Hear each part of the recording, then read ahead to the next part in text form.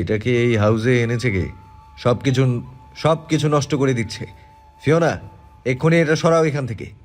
Fiona জ্যাসপারের রাগ দেখে চুপচাপ না থেকে দ্রুত খরগোশটাকে ধরার চেষ্টা করলো।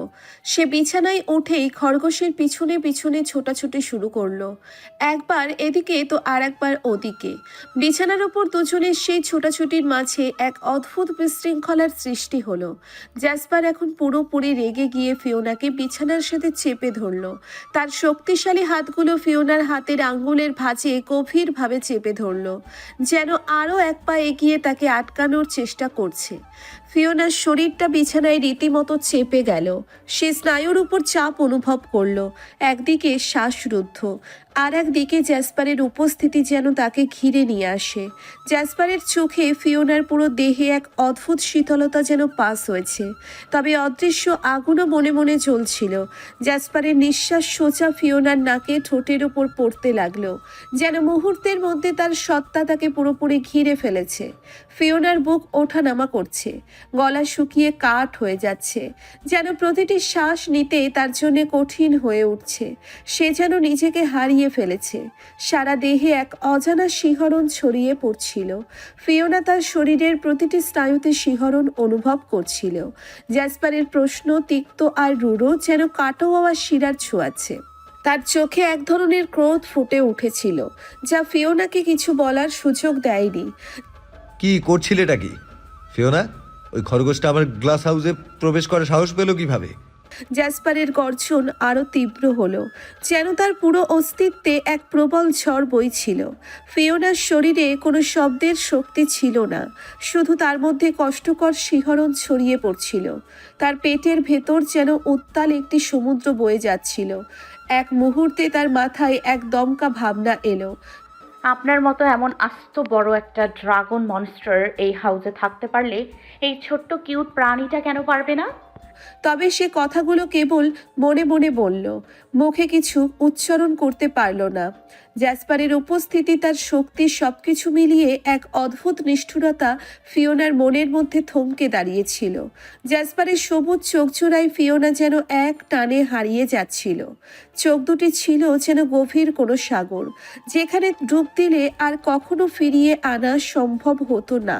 ফিওনা তার চোখে এক স্থির দৃষ্টি রাখল, যেন সে যেন পুরো পৃথিবী হারিয়ে ফেলেছে। তার শ্বাস কিছুটা ভারী হয়ে গিয়েছিল, আর তার কণ্ঠস্বর মৃদু কাঁপছিল। সরি, আর হবে না। আমি পিঙ্কিকে খাঁচায় আটকে রাখবো, ও আর আপনাকে বিরক্ত করবে না।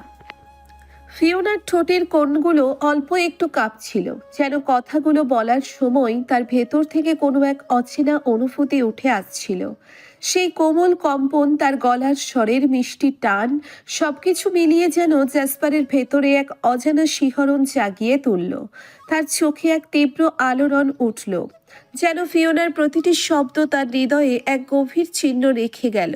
সে কিছু না বললেও সেই মৃদু শিহরণের মধ্যে এক দৃষ্টির আহ্বান ছিল, যেটি জ্যাসপারকে আরও কাছে টানতে চেয়েছিল। জ্যাসপার ধীরে ধীরে তার ঠোঁটে ফিওনার আরও কাছে নিয়ে এলো। আজকে আর কোনো বায়োকেমিক্যালের প্রয়োজনে না, আজকে তার চোখে এক ধরনের আকর্ষণ করার তীব্র ইচ্ছে। তবে কিছু একটা তাকে থামিয়ে দিয়েছিল।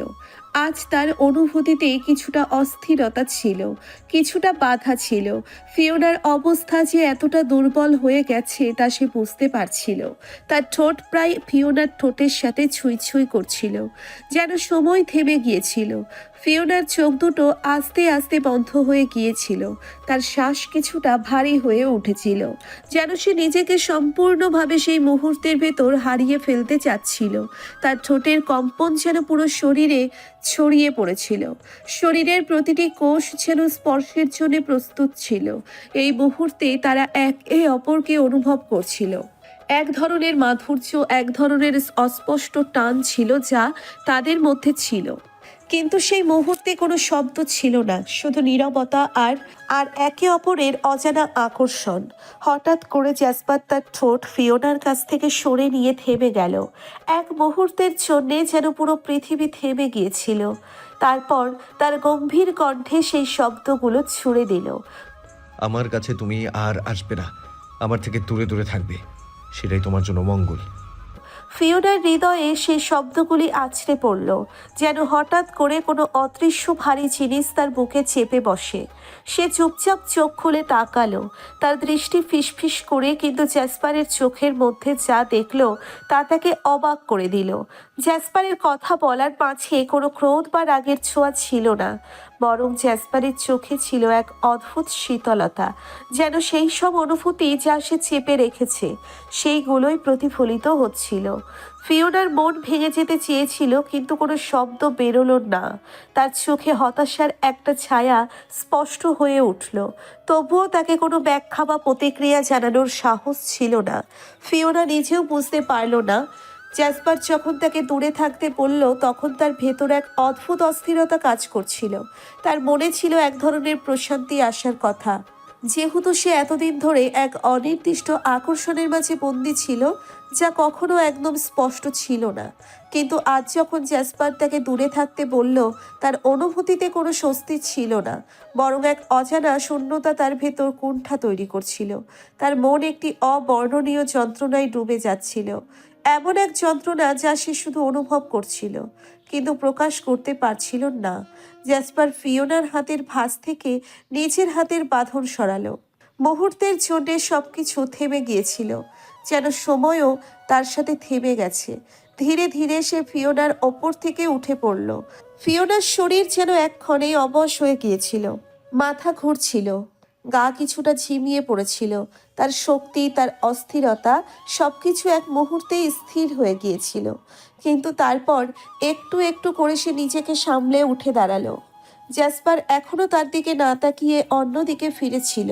ফিওনা তার দিকে না তাকিয়ে চুপচাপ সোফায় বসে থাকা খরগোশটিকে কোলে তুলে নিয়ে কক্ষ থেকে বের হয়ে গেল।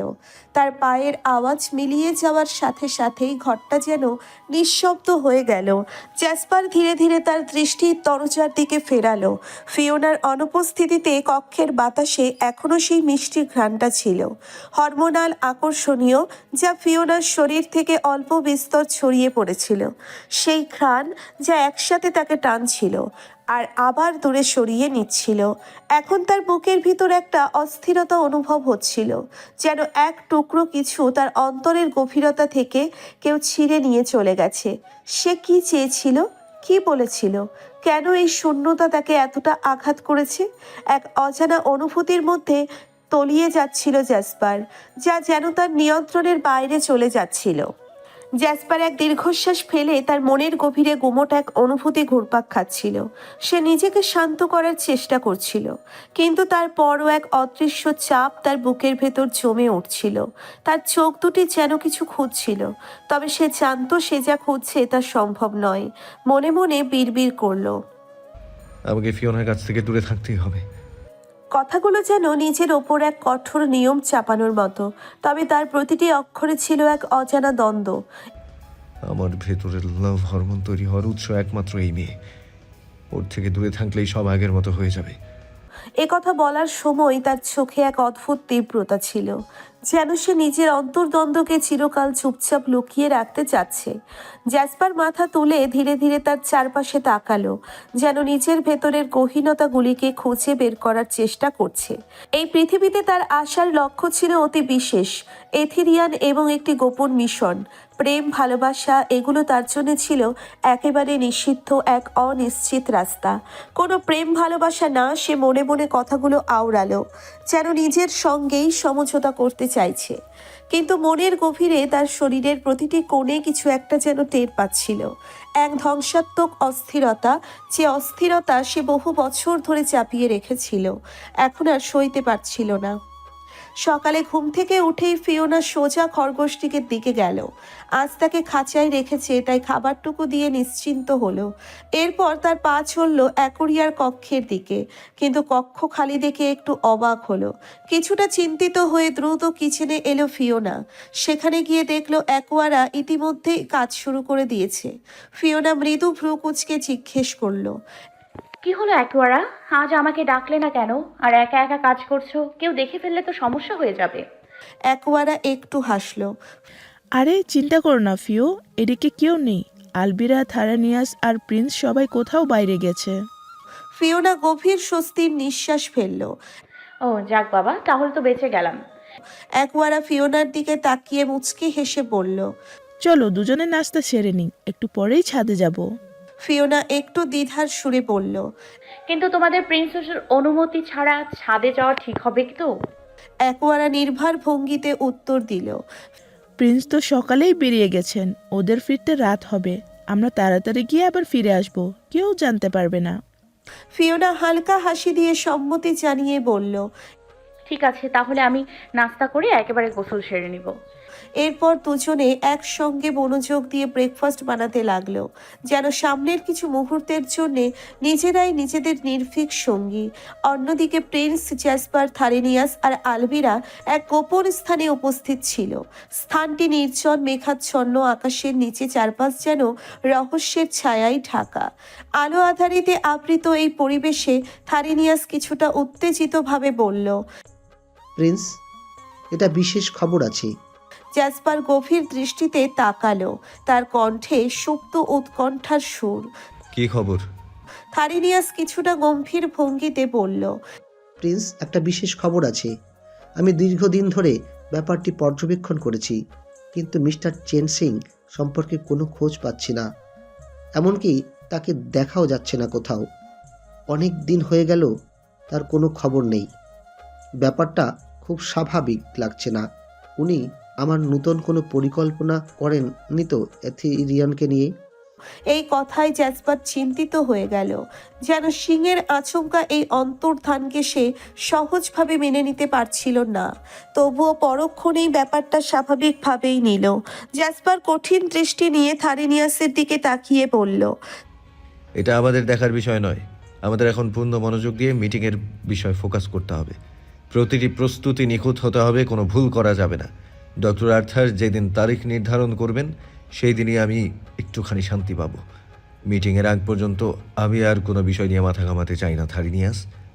তার কণ্ঠের দৃঢ়তায় থারিনিয়াস বুঝতে পারল জ্যাসপারের মনের মধ্যে কোনো দ্বিধা নেই। দিনের পর দিন, রাতের পর রাত ধরে মিস্টার চ্যান সিং বন্দি অবস্থায় রয়েছেন।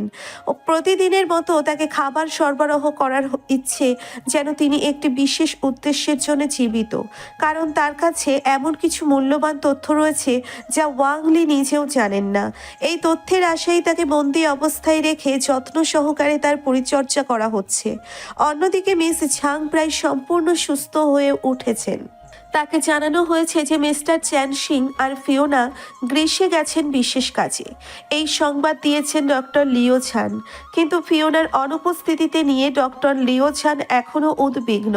প্রায়শই তিনি ফিওনার খোঁজ খবর নিতে চেষ্টা করেন। ফিওনার বান্ধবী লিন লিয়ার সাথেও তিনি দেখা করেছিলেন, কিন্তু লিন লিয়াও তার বন্ধুর কোনো খবর জানেন না। তারাও এই নিখোঁজের ঘটনায় গভীর উদ্বিগ্ন, যেন অদৃশ্য কোনো রহস্য তাদের তাড়া করছে। অবশেষে ফিওনা ছাদে যাওয়ার জন্য প্রস্তুতি নিল। আজকের সাজে তার মৃদু স্বাচ্ছন্দ্য স্পর্শ। সে বেছে নিয়েছে একটি সাদা হালকা মিহি কাপড়ের লম্বা কোটি, যা শরীরে এক অনন্য মাধুর্য যোগ করেছে। কোটির নিচে ছিল এক টুকরো গোলাপি ছোঁয়া, একটি ছোট্ট পাতলা ক্রপ টি শার্ট যা তার কোমরের সূক্ষ্মতা প্রকাশ করে। তার সাথে ছিল একটি জিন্সের শর্ট প্যান্ট, যা হাঁটুর অনেক উপরে এসে থেমেছে। চীনের ঐতিহ্যের ছোঁয়া থাকা সত্ত্বেও এতে আধুনিকতা স্পষ্ট। চুল আঁচড়ে সাজাতে খুব বেশি সময় লাগেনি, কিন্তু তার অবিন্যস্ত চুলগুলোও যেন একরকম গোপন নান্দনিকতার ছোঁয়া নিয়ে দাঁড়িয়ে আছে। যদিও কোনো মেকআপ ছিল না তার কাছে, তার মুখের স্নিগ্ধতায় অভিব্যক্তির কোনো অভাব ছিল না।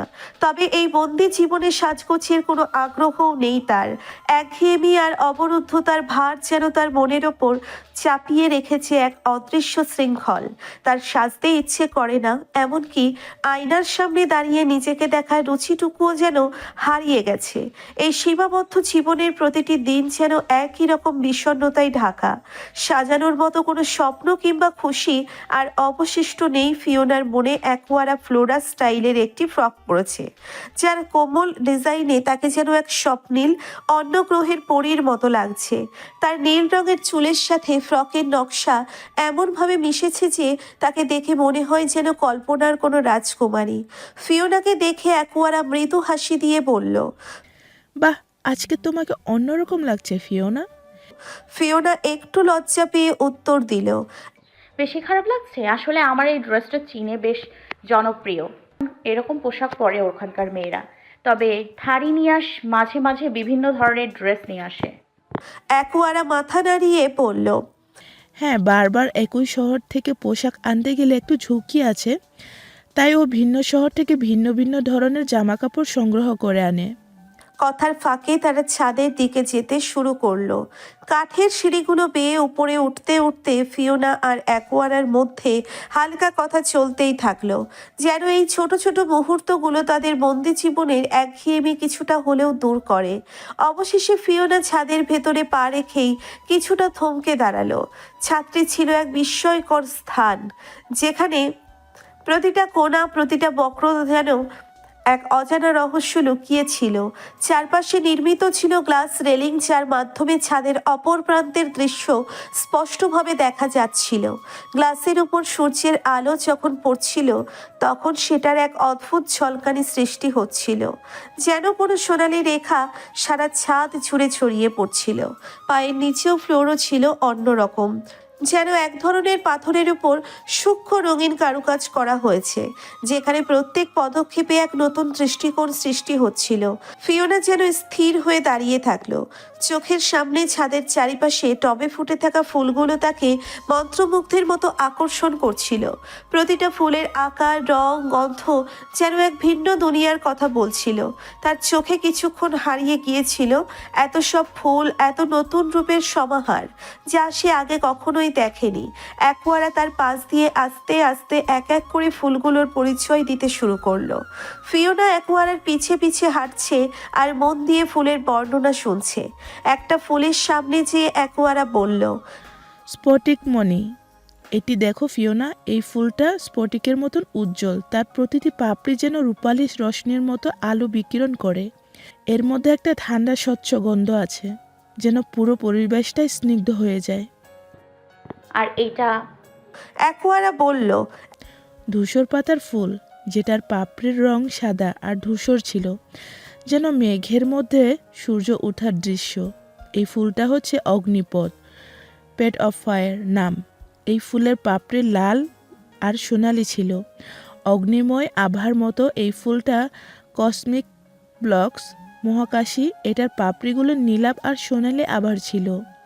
অ্যাকোয়ারা আবারও বলল, আলোর মুকুট, ক্রো অফ লাইট। এই ফুলটির সৌন্দর্য দেখো, এটার পাপড়িগুলি সাদা আর হলুদ ছিল। চাটনি ঝর্ণা, মুনফল, এটি চাটনি ঝর্ণা। অ্যাকোয়ারা আরও এক পা এগিয়ে বলল, এই ফলের পাপড়ি সাদা আর নীলাভ, যেন চাঁদের আলো থেকে ঝরছে। গন্ধটা বেশ শান্ত, যেন এক নিঃশব্দ ঝর্ণা প্রবাহিত হচ্ছে মনের গভীরে। ধ্বংসফুল, ডোম ফ্লাওয়ার, এটি হলো ধ্বংসফুল। এটার পাপড়ি ছিল ডার্ক ম্যাজেন্ডা ও নীলের মধ্যে একটি রহস্যময় মিশ্রণ। ফিওনা এক এক করে প্রতিটি ফুলের সৌন্দর্য এবং রহস্যে আচ্ছন্ন হয়ে পড়ছিল। তার চোখে যেন একটি নতুন পৃথিবী উন্মোচিত হচ্ছিল। এখানে এক নতুন জীবন, এক নতুন রূপের পূর্ণতা। ফুলগুলোর মাঝে যেন এক অদৃশ্য শক্তি ছিল, যা তাকে আরো কাছে টেনে নিয়ে আসছিল। অ্যাকোয়ারার কথাগুলি তার মনের গভীরে নুইয়ে যাচ্ছিল। তার অনুভূতি যেন একে একে ফুটে উঠছিল ছাদের প্রতিটি কোণে। এমন এক রহস্যময় সৌন্দর্য, যেখানে প্রকৃতি তার নিজস্ব ভাষায় কথা বলছে, আর ফিওনা যেন সেই ভাষা বোঝার চেষ্টা করছে। এক গভীর রহস্যের মধ্যে নিজেকে হারিয়ে ফেলছে। এক পাশের ফুল দেখা শেষে অ্যাকোয়ারা ফিওনাকে আর এক পাশে নিয়ে গেল সেখানকার ফুল দেখাতে। অ্যাকোয়ারা ফিওনাকে আর এক পাশের কিছু ফুলের বর্ণনা দিতে শুরু করলো, আর ফিওনা একে একে প্রতিটি ফুলের সৌন্দর্য মুগ্ধ চোখে দেখছিল। তার সামনে ফুলগুলি যেন এক একটি জীবন্ত কবিতা, এক একটি অনন্য অনুভূতির প্রতীক। হিমবাহ গোলাপ, গ্লাসিয়ার রোজ, এটি হিমবাহ গোলাপ। অ্যাকোয়ারা বলল, এটার পাপড়ি ছিল বরফের মতন সাদা, তবে মাঝে মাঝে একটু নীলাভ আভা আছে, যা এক অন্য পৃথিবীর ঠান্ডা হাওয়ার মতো মনে হয়। নীলকমল, ব্লু লোটাস, আর এই নীলকমল অ্যাকুয়ারা বলে। এটা এমন এক ফুল যা যেন জলের মধ্য থেকে উঠে আসা। এটার পাপড়ি নীলাভ রঙের ছিল, যেন এক আকাশের রং মিশে গিয়েছে জলে। লাভলেস ফুল, লাভলর্ন ফ্লাওয়ার। এই ফুলটি খুবই বিশেষ। এটা এটা এতটাই সুন্দর আর দুঃখময়, এটার পাপড়ির মধ্যে মিষ্টি রঙের সঙ্গে একটি রক্তচোখের ছাপ আছে। ফুলগুলি ছাদের মধ্যে ছড়িয়ে ছিল। তাদের অদ্ভুত আভা আর সৌন্দর্য ফিওনাকে এক গভীর আধ্যাত্মিক পৃথিবীতে নিয়ে যাচ্ছিল। প্রতিটি ফুল যেন তার এক একটি আলাদা গল্প বলছিল, এক একটি নতুন অনুভূতির দিক খোলার চেষ্টা করছিল। ফিওনা অবাক হয়ে প্রশ্ন করলো, আচ্ছা অ্যাকোয়ারা, এই ফুলগুলো কি কখনো যত্ন নিতে হয় না, পানি দিতে হয় না? অ্যাকোয়ারা হাসতে হাসতে বলল, না, সব সময় নয়, শুধু গ্রীষ্মকালীন সময় পানি দরকার হয়, তবে সেটা খুব কম। ওই ওই যে ছাদের ফ্লোরের নিচে একটা সিস্টেম আছে, অটো স্প্রিং ওয়াটারিং সিস্টেম। অ্যাকোয়ারা পুনরায় বলল, এটা এমন একটা সিস্টেম যা প্রাকৃতিকভাবে বা আধুনিক প্রযুক্তির মাধ্যমে গাছগুলো স্বয়ংক্রিয় পানি সরবরাহ করে। যেখানে পাইপের ছিদ্র দিয়ে পানি ছড়িয়ে পড়ে একাধিক বাটন দিয়ে নিয়ন্ত্রণ করা যায়। অনেকগুলো মোটা লোহার পাইপ পাতা আছে, আর সেই পাইপগুলোর মধ্যে ছিদ্র রয়েছে। একে একে পানি দেওয়ার সময় ওই ছিদ্রগুলো দিয়ে পানি ছড়িয়ে পড়ে পুরো ছাদে। ফিওনা অবাক হয়ে জিজ্ঞেস করলো, তাহলে এভাবেই পানি দিতে হয়, কোনো সমস্যা তো হলো না ফ্লোরে হাঁটার সময়? ছাদের এক কোণে দাঁড়িয়ে ফিওনা অ্যাকোয়ারা থেকে গাছগুলোর পরিচর্যা এক অদ্ভুত সিস্টেমের কথা শুনে অবাক হয়ে গেল। অ্যাকোয়ারা গর্বিতভাবে উত্তর দিল, এটা হচ্ছে অত্যাধুনিক পানি সিস্টেম, যা ফ্লোরের নিচে থাকা লোহার পাইপের মাধ্যমে কাজ করবে। এগুলোতে ছোট ছোট ছিদ্র আছে, যেগুলো থেকে পানি বের হয়ে সোজা গাছের গোড়ায় পৌঁছাবে। পুরো সিস্টেমটা এত সুন্দরভাবে কাজ করবে যেন কোনো কিছুই অপ্রতিরোধ্য নয়। তবে সবচেয়ে আশ্চর্য বিষয়, অ্যাকোয়ারা ফিওনাকে বলল, এখানে কোনো রকমের জলবায়ুবাদ সমস্যা হয় না, শুধু এই বাটনগুলো প্রেস করতে হবে। সে একটি সাদা গোলাকার বাটনের দিকে নির্দেশ করলো, যেটি ছাদের ফ্লোরে এক কোণে স্থাপন করা ছিল। ফিওনা কৌতূহলী হয়ে প্রশ্ন করলো, এই সিস্টেমটা কি খুবই জটিল? না, খুবই সহজ। অ্যাকোয়ারা হাসতে হাসতে বলল, ফ্লোরের নিচে পাইপগুলো তৈরি করা হয়েছে এমনভাবে যেন যখন তুমি বাটনটি চাপবে, সিস্টেম অটোমেটিকলি সক্রিয় হবে আর পানির প্রবাহ শুরু হবে। বাটনগুলো এমনভাবে রাখা হয়েছে যাতে হাঁটার সময় কোনো অসুবিধা না হয়। তারা সূক্ষ্ম আর মসৃণ অবস্থায় আছে। ফিওনা আরো অবাক হয়ে বলল, এটা তো খুবই ইন্টারেস্টিং, সিস্টেমটি তো একদম নিখুঁত। ফিওনা ছাদের দৃশ্য আবার একবার চোখে ধারণ করলো। রঙিন ফুলের গাছগুলো, স্নিগ্ধ বাতাস এবং সেই অদ্ভুত আধুনিক পানি সিস্টেম। তাহলে সবকিছু এত সুন্দরভাবে সাজানো। এসব গাছগুলো দেখে মনে হচ্ছে যেন তারা তাদের জন্য নিখুঁত যত্ন পাচ্ছে। ফিওনা মুগ্ধ হয়ে বলল। অ্যাকোয়ারা মৃদু হেসে ফিওনাকে বলল, তুমি একটু থাকো, আমি আসছি। একটা জিনিস ভুলে গেছি, দাঁড়াও, আসছি, একটু সময় লাগবে। ফিওনা মাথা নেড়ে সম্মতি জানালো। ঠিক আছে অ্যাকু, তাড়াতাড়ি আসো। অ্যাকোয়ারা দ্রুত পা চালিয়ে ছাদ থেকে নেমে গেল। তার চলে যাওয়ার মুহূর্তে ফিওনার চারপাশে শান্তি ভর করলো।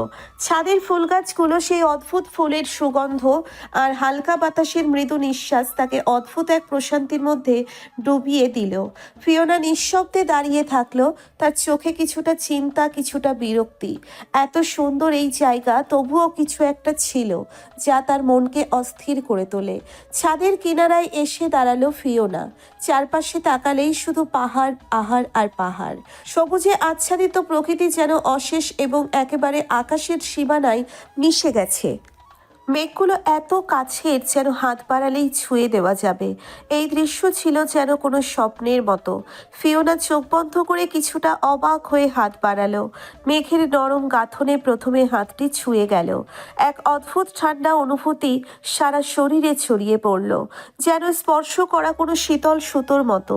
মেঘের মৃদু অনুভূতি হাতের পেছন থেকে আঙ্গুলের ডগা পর্যন্ত এক আশ্চর্য শিহরণ তৈরি করলো, যা এক টানা প্রশান্তি এনে দিল। হাতের তালুতে অদৃশ্যভাবে ঠান্ডা মেঘের মিষ্টি কোমলতা প্রতিফলিত হচ্ছিল, যেন বাষ্পে ভাসমান কোনো অদৃশ্য শক্তি তাকে স্পর্শ করছে। হঠাৎ ফিওনার মাথায় এক দুষ্টু বুদ্ধি এলো। আচ্ছা, অ্যাকোয়ারা যে পানি দেওয়ার সিস্টেমের কথা বলছিল, আমি সেটা চালু করি তাহলে তো দেখতে পারবো কিভাবে গাছগুলোকে পানি দেওয়া হয়। এই চিন্তা মনে আসতেই ফিওনা ফ্লোরের কাছে থাকা একটি বাটন প্রেস করলো সংকট। ঠিক তখনই সিস্টেমের ভেতর থেকে একটা নড়াচড়া শুরু হলো। এক মুহূর্তের মধ্যে চারপাশে থাকা ফ্লোরের সব পাইপ থেকে পানি বের হতে শুরু করলো, যেন কোনো ঝর্ণা থেকে তারিফের মতো স্রোত বেরিয়ে আসছে।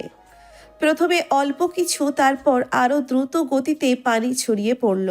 সবগুলো পাইপ থেকে একসঙ্গে বেরিয়ে আসছিল। ফিওনা অবাক হয়ে দাঁড়িয়ে থাকলো।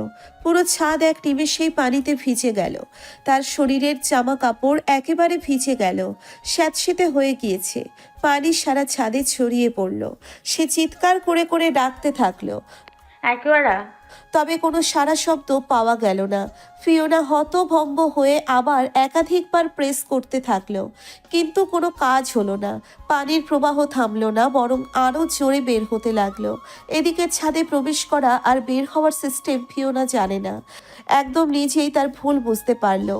সে যে সিস্টেম চালু করেছিল তা কাজ করছে, কিন্তু বন্ধ করার উপায় সে জানে না। সেখান থেকে বের হওয়া পানি থামানো সম্ভব ছিল না। অ্যাকোয়ারাই জানতো এই সিস্টেমের সঠিক কৌশল। ফিওনা একাধিকবার বাটন প্রেস করার ফলে জলপ্রবাহ এতটাই তীব্র হয়ে ওঠে যে ফিওনার শরীরে পড়া প্রতিটি ফোঁটা যেন ধারালো কাটার মতো। পানি যেন শক্ত হয়ে গায়ে আছড়ে পড়ছিল। সে সরে যেতে চেষ্টা করলো, কিন্তু চারিদিক থেকে আসা পানি তাকে যেন এক জায়গায় আটকে রেখেছে। প্রতি মুহূর্তেই তার শরীর আরো ভিজে যাচ্ছিল, আর পানি যেন তার শরীরের প্রতিটি অংশে চাপ সৃষ্টি করছিল। প্রথমে সামান্য অস্বস্তি, তারপর ধীরে ধীরে ব্যথার অনুভূতি হতে লাগলো। ফিওনা ভিজে যাওয়ার সঙ্গে সঙ্গে তার পুরো শরীর তীক্ষ্ণ ঠান্ডায় কাঁপতে শুরু করলো। পানি এতটাই প্রবল ছিল যে তার শরীরের ওপর আছড়ে পড়তে পড়তে যেন এক ধরনের ভারী অনুভূতি সৃষ্টি হচ্ছিল। এক এক করে তার শরীর আরো ভিজে যাচ্ছিল, কিন্তু সেই একই সময় তার মনে এক শূন্যতা, এক অসহায়ত্বের অনুভূতি জন্ম নিচ্ছিল। হঠাৎ করেই ফিওনার কোনোই ধরে একজন শক্ত হাতে টান দিয়ে তাকে নিজের দিকে ঘুরিয়ে দিল। প্রথমে কিছুই বুঝে উঠতে পারল না ফিওনা। চোখের সামনে অন্ধকারের মধ্য দিয়ে একটি মুখ একে একে স্পষ্ট হতে লাগলো। তার হৃদস্পন্দন কিছুটা দ্রুত হয়ে উঠল। আতঙ্কের মিশ্রণ অনুভব করছিল সে, কিন্তু ঠিক কী অনুভব করছে, আশ্বস্ত হবে নাকি ভয় পাবে, সে মুহূর্তেই ঠিক করতে পারছিল না। তার সামনে দাঁড়িয়ে থাকা পুরুষটি এক চমকানো দৃষ্টিতে তাকে দেখে যাচ্ছিল। সেই সবুজ চোখ দুটি যেন গভীর কোনো রহস্যে মোড়া ছিল। সেই চোখগুলো সরাসরি ফিওনার দিকে তাকিয়েছিল, যেন তার আত্মাকে ছুঁয়ে যাচ্ছিল। তার দৃষ্টিতে ছিল এক তীক্ষ্ণতা। জ্যাসপার কঠোর কণ্ঠে বলল, এই মেয়ে, তুমি ছাদে কি করছো? কার অনুমতি নিয়ে এখানে এসেছো? আরে এসব কি করছো? তার কথায় অসন্তুষ্টির গম্ভীরতা ছিল, কিন্তু সেই মুহূর্তে ফিওনা শুধু এক মুহূর্তের জন্যে তীব্র শীতলতা অনুভব করলো। জ্যাসপারও পুরোপুরি ভিজে গেছে, তার কালো ব্লেজারের উপর পানি কাঁপছে। ফিওনাকে শক্তভাবে ছেড়ে দিয়ে জ্যাসপার দ্রুত সেই বাটন প্রেস করতে শুরু করলো। তবে বাটনগুলো একাধিকবার প্রেস করার কারণে কন্ট্রোল সিস্টেম সম্পূর্ণরূপে বন্ধ হয়ে গিয়েছে। বাটন কাজ না করায় জ্যাসপার হতাশ হয়ে একেবারে সিস্টেমটা ঠিক করতে চেষ্টা করছিল। তার চোখে চাপের ছাপ স্পষ্ট। হঠাৎ করেই জ্যাসপারের চোখ চলে গেল ফিওনার দিকে। ফিওনা যে পোশাকটি পরেছিল তার হালকা গোলাপি আর সাদা রঙের জামা ভিজে যাওয়ার পর একে একে তার শরীরের প্রতিটি ভাঁজ স্পষ্ট হয়ে উঠল। জামার কাপড়টি এতটুকু পাতলা হয়ে গিয়েছিল যে পানি ঢালতে ঢালতেই তা দেহের সঙ্গে আঁটো হয়েছিল, যেন তার শারীরিক গঠন আরও স্পষ্ট হয়ে উঠছে। গোলাপি আর সাদা রঙের সারা জামাটি ভিজে নরম হয়ে গিয়েছিল। ফিওনার কোমর, বুকের রেখা, শারীরিক গঠন পরিষ্কার দেখা যাচ্ছিল। এমন দৃশ্যের কারণে জ্যাসপার এক মুহূর্তের জন্য স্তব্ধ হয়ে গিয়েছিল। জামাটি ভিজে গিয়ে তার ত্বকের সঙ্গে লেগে থাকা অনেক কিছু একে একে উন্মোচিত হয়ে গিয়েছিল, যা চোখে পড়ার মতো। জামার সাদা অংশের সাথে গোলাপি রঙের মিশ্রণ পানির আঁচড়ে পড়ার পর যেন তার দেহের ভেতরের রেখাগুলোকে আরও স্পষ্ট এবং দৃশ্যমান করে তুলেছিল। জ্যাসপার দ্রুত উঠে এসে ফিওনার সামনে দাঁড়ালো। তার চোখে তীব্র অস্থিরতা। তার হাত তড়িঘড়ি করে নিজের কালো ব্লেজারটি খুলে ফিওনার দিকে বাড়িয়ে দিল। ফিওনার বুকের দিকে ব্লেজারটি ধরার সাথে সাথেই যেন একটা অদৃশ্য রক্ষণাবেক্ষণ ফিওনার ভিজে পোশাকের কিছুটা আড়াল হয়ে গেল। ফিওনা অবাক হয়ে তাকালো, কিছু বুঝতে পারল না। তার মুখে একটুকু অজ্ঞতা ফুটে উঠল। জ্যাসপার আবার ফিরে যায় নিচের জায়গায়, সিস্টেমের কাছে বাটনটি ঠিক করার প্রচেষ্টা চালায়। তার চোখে গভীর তৎপরতা। কিছুটা পানি কমছে, তবে পুরোপুরি বন্ধ হয়নি। ছাদের ভেজা পটভূমিতে পানি একটুকু ছড়িয়ে পড়ছিল, যেন পুরো ছাদটাই ঢেকে যাচ্ছে। ফিওনার মাথা ঘুরে যাচ্ছিল, তবে কোনো উত্তর ছিল না। সঠিক পরিস্থিতি সে নিজেও বুঝে উঠতে পারছিল না। পানি হঠাৎ আরো কয়েকটি ছিদ্র দিয়ে গলগল করে বেরিয়ে আসতে শুরু করলো, আর তার ঝাপটাই জ্যাসপার পুরো ভিজে গেল। তার পরনে ছিল সাদা শার্ট আর কালো টাই, যা দ্রুত পানিতে ভিজে গাঢ় হয়ে গায়ে লেগে আছে। বিরক্তির সঙ্গে কিন্তু অভ্যস্ত দক্ষতায় সে এক টানে টাই খুলে ফেলল, আর যখন ঝাপটানো পানির শার্টের উপর এসে পড়ল, তাতে কয়েকটি বোতামও ঢিলে হয়ে খুলে গেল। তার শক্তপোক্ত বুক স্পষ্ট হয়ে উঠল পানির গাঢ় রেখা ধরে। তার চুলগুলো ভিজে গিয়ে কপালে এসে লেপ্টে যাচ্ছিল, তাই ভেজা আঙ্গুলের সাহায্যে সেগুলো পেছনের দিকে ঠেলে সরাতে লাগলো, যেন এক অভ্যন্তরীণ দৃঢ়তা আর সামঞ্জস্য ফিরে আসছে তার চেহারায়। দূরে দাঁড়িয়ে ফিওনা মুগ্ধ হয়ে তাকিয়েছিল। ফিওনার হৃদস্পন্দন যেন তীব্র হয়ে উঠেছে, বুকে ঢেউ তুলছে প্রতিটি ধুকপুক। তার চোখের সামনে এক হাঁটু ভেঙে বসে থাকা জ্যাসপার, ভেজা শার্ট গায়ে লেপ্টে গেছে, তার মসৃণ ত্বক আর মজবুত পেশিগুলো স্পষ্ট। ফিওনার চোখ তার চেহারার প্রতিটি ভাঁজে আটকে আছে। ভেজা চুলগুলো পিছনে ঠেলে দিয়েছে সে, চোখে এক অনর গম্ভীর দৃষ্টি। ফিওনা নিজেকে সামলাতে পারছে না, তার চোখ পলকহীন জ্যাসপারকে যেন ঠিক এই মুহূর্তে গিলে খাচ্ছে। এমন অস্বাভাবিক আবেগে ভরা দৃশ্যে ফিওনার সমস্ত জগৎ থেমে গেছে। তার দৃষ্টি যেন নির্লজ্জের মতো আটকে আছে এই অপরূপ মুহূর্তেই। তার চোখে মুগ্ধতা, বিস্ময় আর অজানা এক আকর্ষণ। জ্যাসপার ফিওনার দিকে আবার তাকালো, তার চোখের কোণে এক অদ্ভুত তীক্ষ্ণতা ফুটে উঠল। ভ্রু দুটি কুঁচকে গেল, যেন কিছু অনুমান করতে চেষ্টা করছে।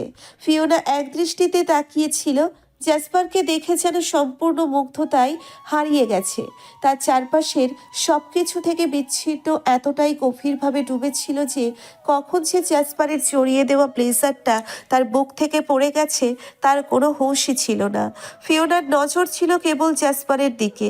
তার চারপাশের বাস্তবতা তখন যেন অর্থহীন, আর সে তো বুঝতেও পারেনি কেন জ্যাসপার তার গায়ে ব্লেজার জড়িয়ে দিয়েছিল। পানি একেবারে বন্ধ হয়ে গেলেও ছিঁড়ি করে একটু একটু করে ছড়াতে থাকলো। জ্যাসপার ধীর পায়ে উঠে এসে আবার ফিওনার দিকে এগিয়ে আসতে শুরু করলো। ফিওনার মধ্যে কোনো এক অদ্ভুত অনুভূতি সৃষ্টি হলো, যেন তার পুরো মনোযোগ পুরোটাই জ্যাসপারেই নিবদ্ধ হয়ে গেছে। কিন্তু ঠিক তখনই তার ধ্যান ভেঙে গেল। একটি পলকেই ফিওনা নিজেকে সামলে নিল, কিন্তু তার মনে এক ধরনের অস্থিরতা চলছিল। ও ফিওনা মনে মনে নিজেকে আবার গালি দিতে লাগলো। আবারও তুই এইভাবে তাকে দেখছিলি? এই ফায়ার মনস্টারটার বোধহয় বুঝে ফেলেছে তুই তাকে চোখ দিয়েই সর্বনাশ করছিলি। এখন কি করবি? কিভাবে সামলাবি এই পরিস্থিতি? জ্যাসপার হঠাৎ করে ফিওনার একদম সামনে এসে দাঁড়ালো, যেন সময় থমকে দাঁড়িয়েছে। তার গা থেকে রাগ এবং অবাক করা এক ধরনের ঠান্ডা তীব্রতা বের হয়ে আসছিল, যেন তার চোখের তীক্ষ্ণ দৃষ্টি সবকিছু কাটাতে পারে। আমাকে সিরিয়াস করতে চাইছো? তার কণ্ঠে চরম অবিশ্বাস এবং কঠোরতা ছিল। সিরিয়াসলি? একজন ড্রাগনকে তুমি নিজের প্রতি অ্যাট্রাক্ট ফিল করাতে চাইছো? নিজের বডি এভাবে শো করিয়ে কি প্রমাণ করছো? এইভাবেই সব পুরুষকে বডি শো করিয়ে সিরিয়াস করো? ফিওনা হতভম্ব হয়ে একটুও নড়তে পারেনি। তার মনে একের পর এক প্রশ্ন উঠছিল, যেন কিছু বুঝতেই পারছিল না এই লোকটা কি বলছে। তার চোখ ছলকে উঠল, অস্বস্তিতে গা ঠান্ডা হয়ে গেল। কি সব কথা? কেন সে এমন কথা বলছে? ফিওনা এক মুহূর্তের জন্য দাঁড়িয়ে রইল। তার মন যেন একদম ঠান্ডা হয়ে গিয়েছিল, সঠিক শব্দ খুঁজে পাচ্ছিল না। জ্যাসপারের কথাগুলোর মধ্যে তীব্রতা ছিল, কিন্তু তার ওপর থেকে উনি এমনভাবে কথা বলছিলেন যেন ফিওনার একান্ত জীবন সম্পর্কে সব জানেন। ফিওনার ভিতর এক ধরনের অসহায়তা এবং হতাশা জমা হতে থাকলো, কিন্তু তার সারা শরীর যেন স্তব্ধ হয়ে পড়েছিল। এই ব্যক্তির কঠোর কঠোর বাক্য আর অবহেলা তাকে পুরোপুরি অপ্রস্তুত করে রেখেছিল। যেন পৃথিবীটাও থমকে গেছে এক মুহূর্তে। আপনার কি মাথা খারাপ? ফিওনা বিরক্তি নিয়ে মুখের প্রতিটি শব্দ উচ্চারণ করলো। কী সব বাজে কথা বলছেন? আমি কেন আপনাকে সিডিউস করতে যাব? আর আমি আজ পর্যন্ত কোনো ছেলের সামনে যাইনি। আমার কোনো ছেলে বন্ধুও ছিল না। জ্যাসপারের তীক্ষ্ণ চোখে একটু মুহূর্তের জন্য কিছুটা বিরতি এলো, কিন্তু ফিওনা সেই ক্ষণকে যথাযথভাবে ব্যবহার করলো। সে আরো দৃঢ় হয়ে বলল, ও তাই? তাহলে ডক্টর লিওঝান, যার সাথে রাস্তায় দাঁড়িয়ে একদিন কথা বলছিলে? ফিওনার কণ্ঠে তীব্রতা, একটু অবজ্ঞার ছাপ ছিল। তার পা শক্তভাবে মাটিতে আটকে ছিল, যেন সে সোজা দাঁড়িয়ে থাকার অধিকার পায়। জ্যাসপার তার দিকে কিছুক্ষণ তাকালো, তারপর ফিওনা অবলীলায় উত্তর দিল, উনি মিস ঝাংয়ের ডক্টর আর আমার গ্র্যান্ডপার পার্টনারের নাতি। তাই আর মাত্র একদিন তার সাথে কিছু সময়ের জন্য দেখা হয়েছিল। আর আপনাকে কেন কৈফিয়ত দিচ্ছি? আপনার কি? ফিওনার কথা শেষ হতে না হতেই গলা যেন কিছুটা কাঁপলো, কিন্তু সে নিজেকে ধরে রেখেছিল। সে জানতো এখনকার এই মুহূর্তে তার শুদ্ধতা এবং নির্দোষতা স্পষ্ট হওয়া উচিত ছিল। জ্যাসপার যেন কোনো পূর্বাভাস ছাড়াই ফিওনার কোমরে তার শক্ত হাত পেঁচিয়ে নিল আর তাকে নিজের শরীরে এমনভাবে মিশিয়ে নিল যেন আকাশের কোনো প্রলয় আসন্ন। তার দৃঢ় বাহুর বন্ধনে ফিওনা এতটাই অবশ হয়ে গেল যে শ্বাস নেওয়াও যেন কঠিন হয়ে উঠল। জ্যাসপারের উচ্চতা এতটাই যে ফিওনার মুখ এসে ঠেকেছে তার শক্ত বক্ষের কাছে। ফিওনা চোখ তুলে তাকাতে বাধ্য হলো। তাকে অতিক্রম করে থাকা সেই গভীর নিষ্ঠুর সবুজ চোখের গভীরে কি যেন এক অজানা আকর্ষণের টান। এক মুহূর্তেই হারিয়ে গেল চারপাশের সব কিছু। ফিওনার মনের ভিতর ধীরে ধীরে ঢেউ তুলল এক নিঃশব্দ প্রতিধ্বনি, এক অভাবনীয় আকাঙ্ক্ষা। তার বুকের গতি ক্রমেই তীব্র হয়ে উঠল, আর তার অনুভূতি যেন ধোঁয়ার মতো জড়িয়ে ধরল তাকে। এই ড্রাগন মনস্টারটা আসলে চাই কি? তার স্পর্শে কেন এমন এক অচেনা উত্তাপে পুড়ে যাচ্ছে সে? জ্যাসপার একদম একদম কাছে এসে গভীর আবেশী স্বরে বলে উঠল, তোমাকে না বলেছিলাম আমার কাছে আসবে না, নিজেকে আমার থেকে দূরে রাখবে, মনে নেই? ফিওনা অবাক হয়ে তাকিয়ে জবাব দিল, কিন্তু আজকে তো আমি আপনার কাছে আসিনি, আপনি নিজে এসেছেন। জ্যাসপারের চোখে এক অদ্ভুত ঝিলিক ফুটে উঠল। তুমি আসতে বাধ্য করেছ। কেন করো বাধ্য? এমন এমন কাজ করো যে আমি সামনে আসতে বাধ্য হই। ফিওনা বিভ্রান্ত হয়ে বলল, আমি আবার কি করেছি? এই যে আমি যখন গ্লাস হাউসে ঢুকছিলাম, ছাদের দিকে তাকিয়ে দেখলাম পানির ঝর্ণা ছড়াচ্ছে। তখনই বুঝলাম কিছু তো একটা ঘটেছে ছাদে, তাই ছুটে এসেছি। ফিওনার চোখে বিস্ময়। আপনার কেন মনে হলো এটা আমি করেছি ছাদে? জ্যাসপার ঠোঁট বাঁকিয়ে এক রুক্ষ তিরস্কারে বলল, এমন বেয়াক্কেলের কাজ আর কে করবে এই মাউন্টেন গ্লাস হাউসে? এই কথায় ফিওনার রাগে গা জ্বলে উঠল। নিজেকে জ্যাসপারের শক্ত বন্ধন থেকে মুক্ত করার জন্যে প্রাণপণ চেষ্টা করলো, কিন্তু সে আরো শক্ত করে তার সরু কোমল দেহটিকে নিজের বুকে চেপে ধরে রাখলো। এমন এক অদম্য বন্ধনে ফিওনার শরীর যেন ক্ষীণ হয়ে যাচ্ছে, কিন্তু সেই বন্ধনের গভীরে যেন এক প্রচণ্ড আকর্ষণের স্রোত বইছে, যা তাকে তার অজান্তেই এক গভীর তীব্র আবেশে আচ্ছন্ন করে তুলেছে। জ্যাসপারের শক্তিশালী বাঁধনে বন্দি ফিওনা এক পলকে বলল, ছাড়ুন আমাকে, ব্যথা পাচ্ছি। জ্যাসপার নিচু কণ্ঠে তীর্যক ভঙ্গিতে উত্তর দিল, ছাড়বো কেন? এটাই তো চেয়েছিলে আমি তোমার প্রতি আকর্ষিত হয়ে তোমার কাছে আসি। ফিওনা বিস্ময়ে বলল। আপনাকে কে বলেছে যে আমি এটা চেয়েছি? জ্যাসপারের তীক্ষ্ণ চোখে বিদ্রুপ ফুটে উঠল। তাহলে ব্লেজার খুলে ফেলে দিয়েছো কেন? এখনো কি বুঝতে পারছো না তুমি কি অবস্থায় আছো? একবার নিজের দিকে তাকাও। ফিওনার কোমরের পেঁচিয়ে রাখা জ্যাসপারের হাত কিছুটা শিথিল হলেও তার কর্ষিত বাঁধন পুরোপুরি মুক্ত হলো না। ফিওনা ধীরে ধীরে নিজের দেহের দিকে তাকাতেই তার চোখ বিস্ময়ে বড় হয়ে উঠল। জ্যাসপারের বলা কথাগুলো যেন তখনই তার কাছে অর্থবহ হয়ে উঠল। পলকের মধ্যে নিজেকে জ্যাসপারের হাত থেকে মুক্ত করে নিয়ে ফিওনা লজ্জায় পেছন ফিরে দাঁড়ালো। তাড়াতাড়ি হাত দুটো বুকের সামনে আড়াআড়িভাবে এনে নিজের সম্ভ্রম রক্ষা করার চেষ্টা করলো। তার নিঃশ্বাস তখনও দ্রুততায় ওঠানামা করছে, অথচ কথার উত্তর খুঁজে পাচ্ছিল না। জ্যাসপার লক্ষ্য করলো ফিওনার সারা শরীর ঠান্ডায় কাঁপছে। কোনো কথা না বলেই সে মাটিতে পড়ে থাকা ব্লেজারটি তুলে আবারও ফিওনার কাঁপন ধরা শরীরের ওপর আলতো করে জড়িয়ে দিল। তারপর নিঃশব্দে পেছন থেকে কানের কাছে মুখ নিয়ে এক ফিসফিস কণ্ঠে বলল, চলো কক্ষে যাই, সেখানেই তোমার সব কিছু দেখাবে। ফিওনার রক্ত যেন মাথায় ছুটে এলো। তার কান দুটি লজ্জায় আগুনের মতো গরম হয়ে উঠল। এমন নির্লজ্জ উক্তির জবাব খুঁজে না পেয়ে সে তাড়াতাড়ি হাত দিয়ে নিজের দুই কান চেপে ধরল, যেন শব্দগুলোকে তাড়াতে চায়। একই মুহূর্তে দূর থেকে অ্যাকোয়ারা সবকিছু লক্ষ্য করছিল। তার চোখে বিস্ময় ঝলসে উঠল। এ কেমন নতুন প্রিন্স, এমন আচরণ যেন এক অনন্য বৈপরীত্য। প্রিন্স জ্যাসপারের আচরণে অ্যাকোয়ারার মনে দ্বিধার স্রোত বইতে লাগলো। যে প্রিন্স কোনোদিন নারীর দিকে ভালো করে তাকায়নি, অ্যালিসার মতো অভিজাত ড্রাগন কন্যার সঙ্গেও যার বিবাহ ঠিক করা, তার হাতটাও আজ পর্যন্ত ধরেনি জ্যাসপার, সেই তিনিই কি করে আজ এক মানব কন্যাকে এমন স্নেহময় তত্ত্বাবধানে জড়িয়ে নিচ্ছেন। ফিওনার কাপড় দেখে ব্লেজারটি নিজের হাতে তাকে জড়িয়ে দিতে দেখে যেন অ্যাকোয়ারার চোখে নতুন এক জ্যাসপারকেই উপস্থাপন করলো। সন্দেহ আর বিস্ময়ে অবশিষ্ট না থাকতে পেরে জ্যাসপারের পিছু ফিরে তাকানোর আগেই অ্যাকোয়ারা ছাদের দরজা থেকে সরে গেল। এদিকে ফিওনার দিকে তাকিয়ে জ্যাসপার এক শান্ত অথচ দৃঢ় কণ্ঠে বললেন, চলো এবার নিচে যাই। কাঁপতে কাঁপতে ফিওনা তার পিছু নিল। নিস্তব্ধ সিঁড়িতে তাদের পদক্ষেপের শব্দ যেন আরো গভীর হয়ে উঠল। ফিওনার শ্বাস আরো জ্যাসপারের দীর্ঘ ছায়া। সিঁড়ি বেয়ে নামতে নামতে সেই বিকেলেই যেন এক নতুন অধ্যায়ের সূচনা হলো।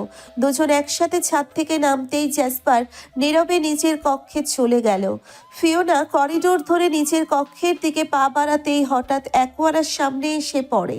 চোখে মুখে জিজ্ঞাসা আর উদ্বেগের ছাপ নিয়ে ফিওনা জিজ্ঞেস করলো, অ্যাকোয়ারা, তুমি আমাকে ছাদে একা রেখে কোথায় চলে গিয়েছিলে? আসলে একটা গুরুত্বপূর্ণ কাজের কথা হঠাৎ মনে পড়ে গিয়েছিল, তাই নিচে নেমেছিলাম। আর অনেকক্ষণ পরেই দেখি থারানিয়াস আর আলবিরা হাউজে প্রবেশ করেছে। ওদের সামনে তো ছাদে আসা সম্ভব ছিল না, নইলে ওরা ঠিকই ধরে ফেলতো যে তুমিও ছাদে আছো। ভেবেছিলাম কিছু সময় পরে কৌশলে তোমাকে নামিয়ে আনবো, কিন্তু তখনই দেখি প্রিন্স হনহন করে ছাদের দিকে উঠে যাচ্ছেন, তাই আর সাহস পাইনি। ফিওনা একটু ভ্রুকুটি করে বলল, সরি অ্যাকু, আসলে আমি কৌতূহল সামলাতে না পেরে বাটনটি চাপ দিয়েছিলাম। অ্যাকোয়ারা চিন্তান্বিত দৃষ্টিতে ফিওনার দিকে তাকিয়ে বলল, ফিওনা, এমন কোনো কাজ আর করো না প্লিজ। এতে শুধু তুমি না, আমাদের সবার বিপদ হতে পারে। এখন বরং নিজের ঘরে যাও, জামা কাপড় পাল্টে বিশ্রাম নাও। ফিওনা একরকম মাথা নেড়ে সম্মতি জানিয়ে অ্যাকোয়ারার কাছ থেকে বিদায় নিয়ে নিজের কক্ষে চলে গেল। অ্যাকোয়ারা করিডোরের নিস্তব্ধতায় দাঁড়িয়ে থেকে এক অজানা আশঙ্কায় মগ্ন হয়ে হাঁটতে থাকে। তার মনে প্রশ্ন, কি এমন ঘটছে প্রিন্সের মধ্যে যার ফলে সে এমন আচরণ করছে। কক্ষে প্রবেশ করে ফিওনা ভেজা কাপড় পাল্টানোর সময় ব্লেজারটা গা থেকে খুলতেই এক অদম্য আকর্ষণ অনুভব করলো, যেন এক অদৃশ্য শক্তি তাকে সেই ব্লেজারের দিকে টানছিল। তার হাত স্বয়ংক্রিয়ভাবে ব্লেজারের ওপর রেখে চোখ দুটি বন্ধ করে অল্প সময়ের জন্য তা উপরের দিকে টেনে নিয়ে ঘ্রাণ নিতে থাকলো। সেই ঘ্রাণ যেন এক স্নিগ্ধ মাতাল করা সুবাস, যা তার স্নায়ুতে অজান্তে প্রবাহিত হচ্ছিল। জ্যাসপারের গায়ের পারফিউমের ঘ্রাণ, তাতে ছিল কিছুটা মিষ্টি আর উষ্ণ আর আকর্ষণীয় ঘ্রাণ, যা হালকাভাবে এক ধরনের দারুচিনি আর সিগনেচার সিজলিং মশলার মিশ্রণে।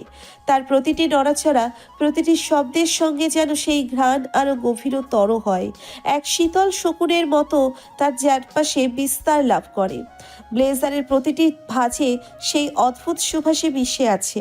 ফিওনার দৃষ্টি জড়িয়ে এলো সেই ঘ্রাণের প্রতি, যেন এই অদৃশ্য আর্কিটেকচারের মধ্যেই লুকিয়েছিল কিছু এক গভীরতা, যা তাকে আকর্ষণ করছিল তার হৃদয়ের গহীনে।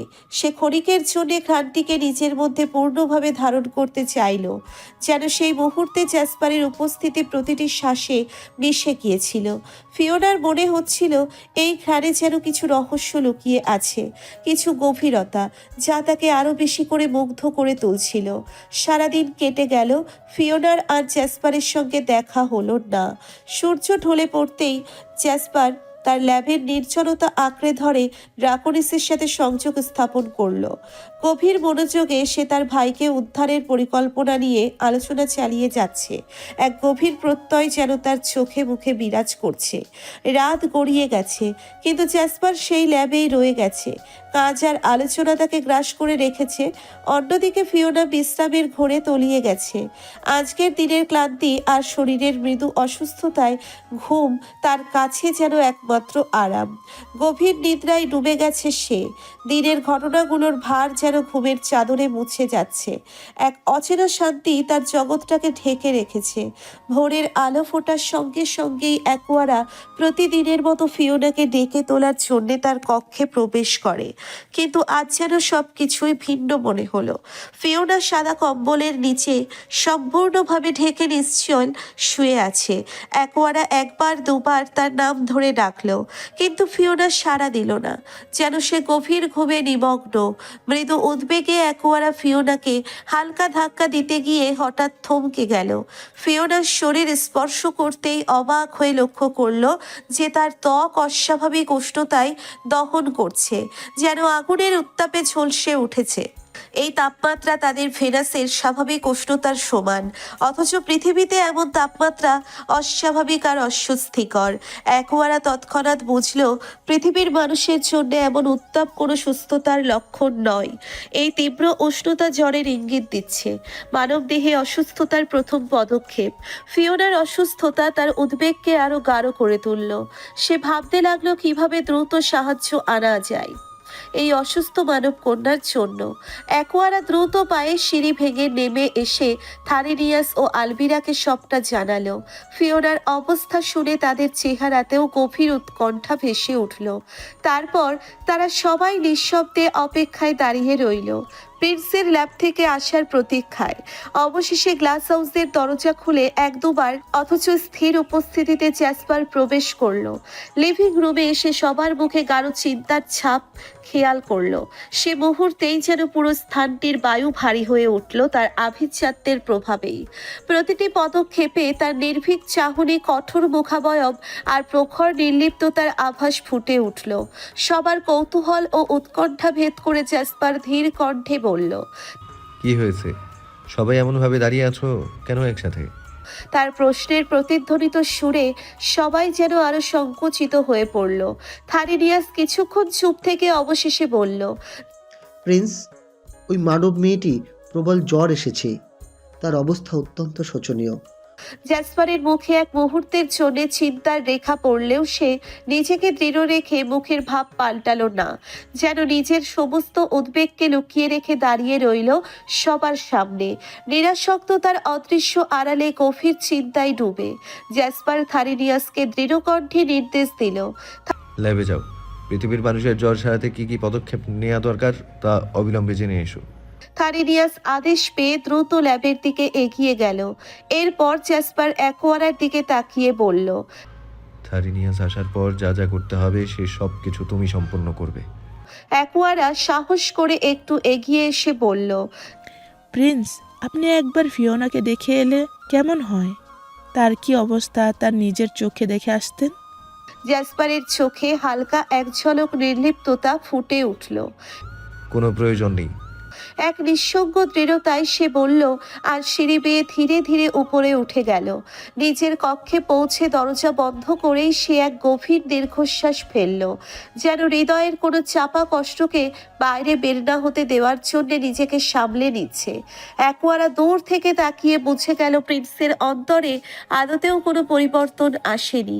সে এখনো আগের মতোই কঠোর এবং নিজের আবেগের প্রতি সম্পূর্ণ নির্মোহ। অবশেষে থারিনিয়াস শহর থেকে প্রয়োজনীয় ওষুধপত্র একটি থার্মোমিটার নিয়ে গ্লাস হাউসে ফিরে এলো।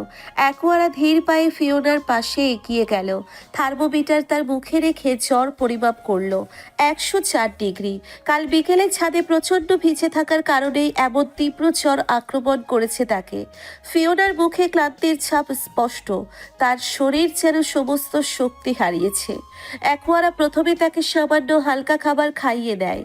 ফিওনার চোখে এক ধরনের ধোঁয়াটে আচ্ছন্নতা, চোখ মেলতে চাইলেও যেন অনিচ্ছা সত্ত্বেও একটানা বুঝে আসতে থাকে। শীতল হাত ধরে ধরে অ্যাকোয়ারা তাকে ধীরে ধীরে বসিয়ে দেয়, যত্নের সঙ্গে ওষুধ মুখে তুলে দেয়।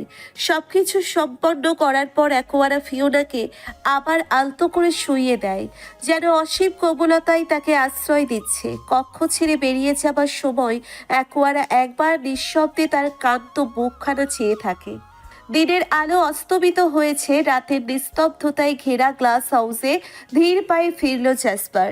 পুরো বাড়িটা নিস্তব্ধ, সবাই যেন নিজ নিজ কক্ষে গভীর বিশ্রামে নিমগ্ন। করিডোর দিয়ে হাঁটার সময় হঠাৎ ফিওনার কক্ষের সামনে এসে থমকে দাঁড়ায় সে। কক্ষের ভিতর থেকে ক্ষীণ কণ্ঠে ফিওনার কথা ভেসে আসছে, যেন কাউকে উদ্দেশ্য করে কিছু বলছে। জ্যাসপারের মনে হলো যেন কেউ তাকে এক অদৃশ্য সুতোয় টেনে নিয়ে যাচ্ছে। কৌতূহল চাপতে না পেরে কক্ষের দরজা খুলে সে ভেতরে প্রবেশ করতে ফিওনার অবস্থায় চমকে ওঠে। বিছানায় শুয়ে শরীর প্রচণ্ড কাঁপছে, যেন অগ্নিশিখার মাঝে তপ্ত হয়ে চলছে। তার বিবর্ণ মুখে ক্লান্তির ছাপ স্পষ্ট, তার ঠোঁটের কোণে অস্থির বিড়বিড় ধ্বনি। অস্পষ্ট শব্দগুলো যেন অজানা কোনো আরতি বহন করছে, একাকী যেন নিজের অসুখী মনের সাথে লড়াই করছে। জ্যাসপার নীরবে তার দিকে কিছুক্ষণ চেয়ে থাকে, তার মুখে এক অদ্ভুত বিষাদময় কৌতূহলের রেখা ফুটে ওঠে। জ্যাসপার নিঃশব্দে ফিওনার কক্ষের কাছে এগিয়ে দাঁড়ায়, তার কান ফিওনার মৃদু বিড়বিড় শব্দের দিকে নিবদ্ধ করে।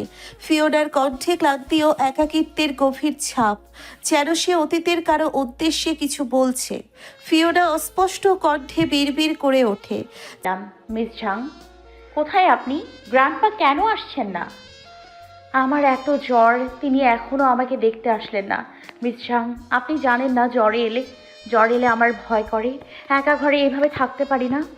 জ্যাসপার স্থির চোখে তাকিয়ে থাকে তার দিকে, তার হৃদয় যেন ক্ষণিকের জন্য নীরব অনুভূতির ভারে আবদ্ধ হয়। সে অনুভব করতে পারে ফিওনার সেই নিঃসঙ্গতা, যা হয়তো এই মানব কন্যার কোমল জীবনে প্রাচীন স্মৃতির জ্বালা বহন করছে। কিছুক্ষণ নীরবতা, হঠাৎ ফিওনার কণ্ঠ আবার প্রতিধ্বনিত হয়, ভেঙে পড়ে স্মৃতির ভারে। বাবা মা কোথায় তোমরা? কেন আমাকে রেখে চলে গেলে? ঈশ্বর আমাকে বাঁচিয়ে দিল কেন? তোমাদের ছাড়া আমি অসহায়। ফিওনার কণ্ঠের এই যন্ত্রণার আকুতি যেন এক অদৃশ্য শূন্যতার গভীরে তলিয়ে যাচ্ছে।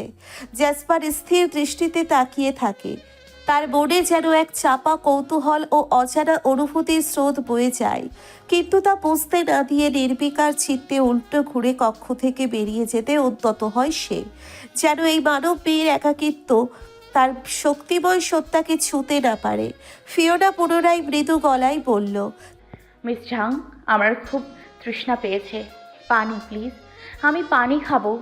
তার কণ্ঠে এক ধরনের দুর্বলতা, ক্লান্তি যেন আচ্ছন্ন হয়েছিল। জ্যাসপার মুহূর্তেই থেমে যায়, তার চোখে কিছু অদৃশ্য চিন্তা চলে আসে। তারপর এক আর্দ্র নিঃশ্বাসে ঘুরে দাঁড়ায়। তখনও ফিওনা বিড়বিড় করে পানি চাইছে। জ্যাসপার ধীরে ধীরে ফিওনার দিকে এগিয়ে আসে, ফিওনার পাশে বসে তার পিঠ বেডহেডের সাপোর্টে ঠেকিয়ে অতি সাবধানে পানির গ্লাস হাতে নিল। ফিওনার মাথাটা এক হাতে নরমভাবে উঁচু করে জ্যাসপার তার ঠোঁটের কাছে গ্লাসটি নিয়ে আসলো। ফিওনার ঠোঁটগুলো অল্প একটু খুলে পানির স্পর্শে সাড়া দিল। কিছু পানি তার ঠোঁটের কোণ থেকে ঝরে পড়ে, যা ঠোঁটের কিনারা বেয়ে বুকের কাছের জামাটা খানিকটা ভিজে যায়। জ্যাসপার চোখে চোখে অবলোকন করে, তার কোমলতায় যেন কিছু অজানা অনুভূতি জাগিয়ে তোলে। ফিওনার অজান্তেই হাতের সঙ্গে ঠোঁট বেয়ে পড়া পানি আবার শরীরের নরম ছোঁয়ার মতো অনুভব হয়। তখন জ্যাসপারের মন যেন ধীরে ধীরে কাঁপছিল, না জানি কেমন এক অনুভূতির তরঙ্গে। জ্যাসপার পানি খাইয়ে ফিওনাকে আলতো করে শুইয়ে দিয়ে উঠে যেতে উদ্যত হয়, কিন্তু হঠাৎ ফিওনার অবশ হাতটি তার কনুই ধরে ফেলে। মৃদু স্পর্শে থমকে যায় জ্যাসপার। ফিওনার স্পর্শে এমন এক নির্ভরতা যেন তাকে গভীর কোনো টানেই টেনে রাখে। ফিওনার কণ্ঠে অসহায় আকুতি, ফিওনা অনবরত কাঁপছে, তার গরম হাতটি জ্যাসপারের কোনোই আঁকড়ে ধরেছে। সে ফিসফিসিয়ে বলে উঠল, প্লিজ মিস ঝাং, আমাকে একা রেখে যাবেন না। আমি অসুস্থ হলে আপনি তো সব সময় আমার পাশে সারা রাত ধরে থেকেছেন, যেমনটা ছোটবেলায় মা থাকতো। প্লিজ, আমার ভয় লাগছে, আমার কাছেই থাকুন না। অসুস্থতায় দুর্বল ফিওনার সেই কথাগুলি যেন তার হৃদয়ের এক নিভৃত করে আঘাত করে। জ্যাসপার থমকে যায়। ফিওনার হাতের তপ্ত স্পর্শ যেন তাকে থামিয়ে দেয়। কোনো কথা না বলে সে ধীরে ধীরে ফিওনার হাতের ওপর নিজের হাত রাখে। অনুভব করে সেই মানবীয় তাপ আর অসহায়ত্ব। ফিওনা ধীরে ধীরে জ্যাসপারের হাতটি নিজের গালের পাশে চেপে ধরে মৃদুস্বরে বলে উঠল, আপনার হাতটা খুব উষ্ণ মিস ঝাং। মনে হচ্ছে আমার জ্বর এখনই সেরে যাবে। তার কণ্ঠে যেন গভীর প্রশান্তির আভাস, যেন সেই উষ্ণতার স্পর্শে তার যন্ত্রণা মুছে যাবে।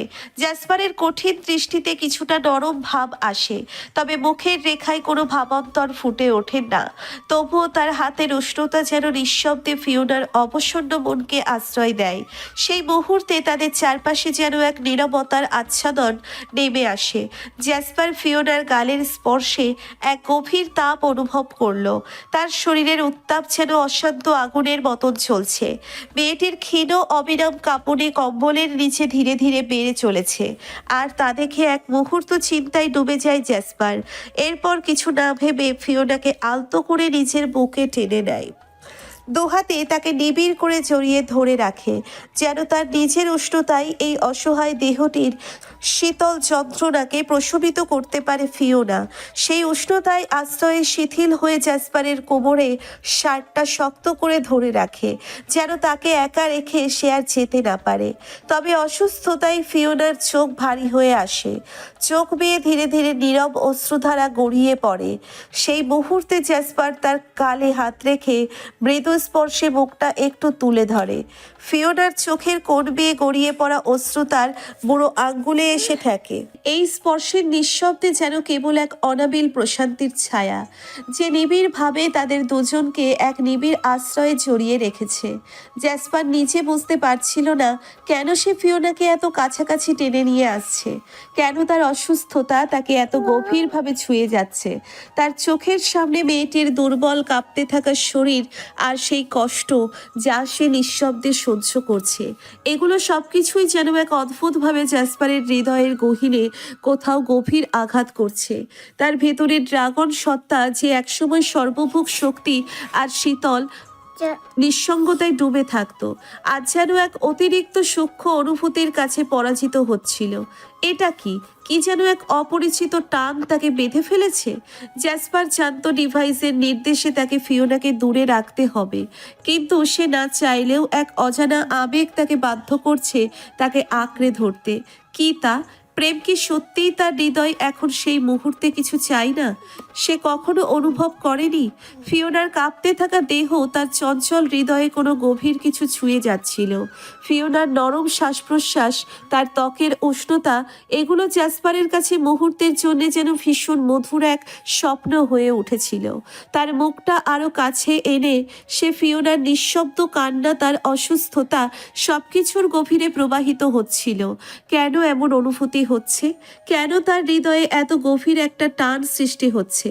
তার ড্রাগন সত্তা, সে জানতো কিভাবে নিজেকে শাসন করতে হয়, আজ যেন এক নিঃস্ব ভীরু প্রেমিকার মতো একে অপরের অগোছালো হৃদয়ের সামনে দাঁড়িয়েছিল। জ্যাসপার বুঝতে পারল তার অস্তিত্বের কোনো জায়গায় এই অনুভূতি ছিলই। সম্ভবত সে কখনো অনুভব করতে পারেনি, কিন্তু আজ এই মুহূর্তে যখন তার হাত ফিওনার মুখের কাছে ছিল, যখন তার চোখ ফিওনার চোখের দিকে তাকিয়েছিল, তার হৃদয়ের গহীনে এক নীরব পরিবর্তন ঘটছিল। যার প্রতি সে এতদিন কঠোর নিষ্ঠুর ছিল, আজ তার প্রতি এক গভীর আকর্ষণ অনুভব করছে। জ্যাসপার মনে মনে আওড়ালো, তার চোখ ফিওনার মুখের দিকে স্থির ছিল, যেন সে নিজেই কোনো অজানা চুম্বকতার কাছে বাধ্য হয়ে চলে আসছে। তবে কি আমি সত্যি সত্যি হিউম্যান গার্লটার প্রেমে পড়ে গেছি? তার মুখে অস্থিরতা ফুটে উঠল, এক অস্বাভাবিক প্রশ্ন। সকালবেলার নরম আলো কাচের দেওয়ালের ফাঁক দিয়ে ঘরের প্রতিটি কোণে ছড়িয়ে পড়েছে। ফিওনা ধীরে ধীরে চোখ খুলে আলোর তীব্রতা সহ্য করতে চেষ্টা করে। চোখ পিটপিট করতে করতে সে উঠে বসে। মাথার ভিতর খানিকটা ভারী ভাব। ঘর জুড়ে ছড়ানো আলোয় তাকে ঘিরে থাকা কাচের দেওয়ালগুলো যেন আরও উজ্জ্বল স্বচ্ছ হয়ে উঠেছে। বিছানায় বসে ফিওনা নিজেকে একবার ভাবতে শুরু করে। শরীর দুর্বল, তবে অবাক ব্যাপার হলো জ্বর একেবারেই নেই। তার অভ্যস্ততা অনুযায়ী এভাবে ভেজার পর অন্তত কয়েকদিন অসুস্থ থাকতে হয়। এই হঠাৎ আরোগ্য যেন অলৌকিক কিছু। মাথায় নানা প্রশ্ন ভিড় জমায়। নিজের হাতের তালু দুটো দেখে বুঝতে চেষ্টা করে, কিন্তু কোনো জবাব খুঁজে পায় না। যেন এই রাতের কোনো ঘটনা এক গভীর রহস্যের আভাস দিয়ে গেছে, যার ব্যাখ্যা শুধু জ্যাসপারের উপস্থিতি আর তার অদ্ভুত যত্নের মাঝেই লুকিয়ে আছে। হঠাৎ ফিওনার নাকে আচমকা এক টুকরো ঘ্রাণ এসে আঘাত হানল। যেন খুবই চেনা পরিচিত কোনো মৃদু সৌরভ তার নাসারন্ধ্র ভেদ করে মস্তিষ্কে পৌঁছে গেছে। একটু বিভ্রান্ত হয়ে নিজের জামার কলার ধরে শুকল সেই পরিচিত সুভাষ, যা তাকে তীব্রভাবে মনে করিয়ে দেয় কোনো কাছের মুহূর্তের স্পর্শকে। ঘ্রাণটা জ্যাসপারের সেই বিশেষ পারফিউমের, যা তাকে সব সময় এক রহস্যময় অভিজাত্যার মোহে ঘিরে রাখে। কিন্তু ফিওনা এখনও ভেবে কুল পাচ্ছে না তার পোশাক থেকে কিভাবে জ্যাসপারের পারফিউমের ঘ্রাণ আসছে। যেন সেই সৌরভ তার সত্তার এক অংশ হয়ে আছে। মনে হতে থাকে এই রাতে তার অবচেতনে কিছু যেন ঘটে গেছে, যা সে পুরোপুরি স্মরণে আনতে পারছে না। ফিওনা ধীরে ধীরে বিছানা ছেড়ে উঠল। তার ক্লান্ত শরীরে যেন এক নতুন সজীবতার ছোঁয়া। মস্তিষ্ককে আর প্রশ্নের ভারে ক্লান্ত না করে সে সোজা বাথরুমে প্রবেশ করল। মুখে ছিটিয়ে নিল শীতল পানির ঝাপটা। হালকা সজীবতার স্পর্শে কিছুটা সতেজ অনুভব করল, যেন রাতের ক্লান্তির সমস্ত ভার জলেই ভেসে গেল। কিছুক্ষণ পর আয়নার সামনে দাঁড়িয়ে ফিওনা একটি আরামদায়ক পোশাক বেছে নিল, যা তার শরীরকে হালকা উষ্ণতার ছোঁয়া দেবে। গল্পের পরের পর্বগুলো দেখার জন্য চ্যানেলটি সাবস্ক্রাইব করে সঙ্গেই থাকুন। ধন্যবাদ।